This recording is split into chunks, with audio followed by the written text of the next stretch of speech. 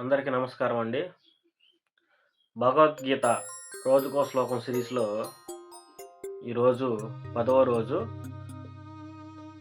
ఈ యొక్క సిరీస్‌కి మీ యొక్క ఆదరణ చాలా బాగా ఉంది. చాలా సపోర్ట్ చేస్తున్నారు. అనుకోకుండా 10 రోజులు కంప్లీట్ చేసాము. అందరికీ ధన్యవాదాలు. అందరూ నా వీడియోస్ చూస్తున్నారు కానీ సబ్స్క్రైబ్ చేయట్లేదు.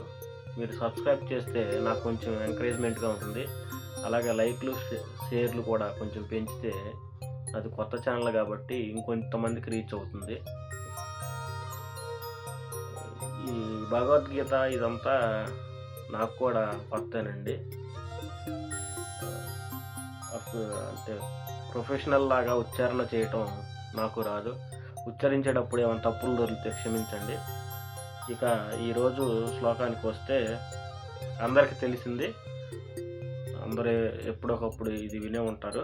10వ రోజు కాబట్టి కొంచెం అందరికీ తెలిసింది చెప్దామని చెప్తున్నాను.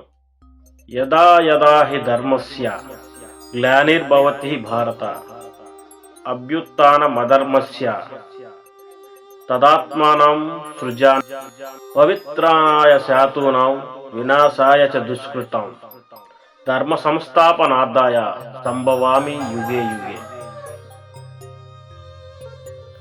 ఇక దీని అర్థానికి వస్తే లైన్ బై లైన్ చూద్దాం.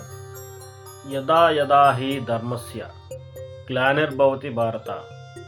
ఓ అర్జున, ధర్మం క్షీణించినప్పుడెల్లా అభ్యుత్థానమధర్మస్య తదాత్మానం సృజామ్యహం. అధర్మం పెరిగినప్పుడు నేను అవతరిస్తాను. పవిత్రానాయ సాధూనం. మంచివారిని ధర్మనిష్ఠులను రక్షించడానికి, వినాశాయ చ దుష్కృతం. దుష్టులను నశింపజేయడానికి, ధర్మ సంస్థాపనార్థాయ. ధర్మాన్ని మళ్ళీ స్థాపించడానికి, సంభవామి యుగే యుగే. ప్రతి యుగంలో నేను అవతరిస్తాను అని శ్రీకృష్ణుల వారు అర్జునుడికి చెబుతున్నారు.